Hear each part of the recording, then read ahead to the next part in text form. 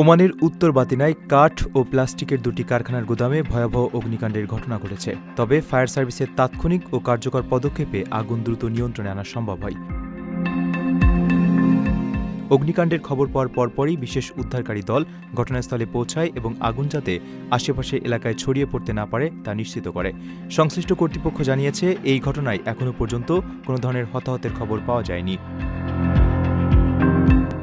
সাম্প্রতিক সময়ে দেশটিতে এ ধরনের অগ্নিকাণ্ডের ঘটনা উদ্বেগজনক হারে বেড়েছে। বিশেষ করে গ্রীষ্মের তীব্র দাবদাহের কারণে গুদাম বা কারখানার মতো জায়গাগুলোতে আগুন লাগার ঝুঁকি বহুগুণ বেড়ে যায়। কাঠ ও প্লাস্টিকের মতো অত্যন্ত ধার্য পদার্থের মজুদ থাকায় এই গুদামগুলোতে আগুন দ্রুত ছড়িয়ে পড়ার বড় ধরনের আশঙ্কা ছিল। বিশেষজ্ঞদের মতে, অতিরিক্ত গরমের পাশাপাশি কারখানার ভেতরে বৈদ্যুতিক শর্ট সার্কিট, সঠিক অগ্নি নির্বাপন ব্যবস্থার অভাব বা কর্মীদের সামান্য অসতর্কতাও অনেক সময় এমন ভয়াবহ দুর্ঘটনার মূল কারণ হয়ে দাঁড়ায়।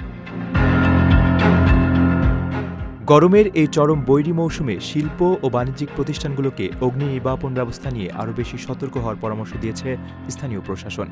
কারখানার ভেতরে দাহ্য পদার্থের সঠিক ও নিরাপদ ব্যবস্থাপনা, নিয়মিত বৈদ্যুতিক লাইন পরীক্ষা এবং কর্মীদের নিরাপত্তা বিষয়ে সচেতন করার মাধ্যমে এই ধরনের দুর্ঘটনার ঝুঁকি অনেকাংশে কমানো সম্ভব বলে মনে করেন ফায়ার সার্ভিসের কর্মকর্তারা।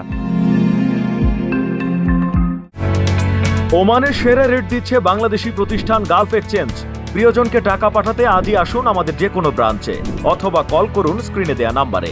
গালফ এক্সচেঞ্জ, বাংলাদেশিদের প্রিয় এক্সচেঞ্জ।